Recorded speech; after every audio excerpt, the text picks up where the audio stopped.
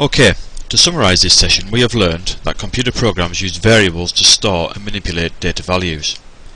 Each data value must have a defined data type, for example integer, string or character.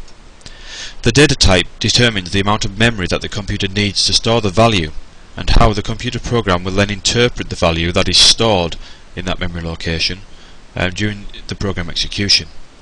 It is worth remembering that different programming languages have different rules and sizes for similar data types, so if you are learning a new programming language, make sure you familiarise yourself with these rules.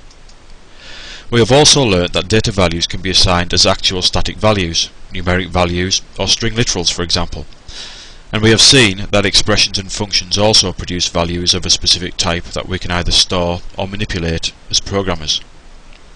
Variables can only hold one value at a single point in time, but over the duration of a program's execution, the value stored in the variable can change any number of times, hence the name variable.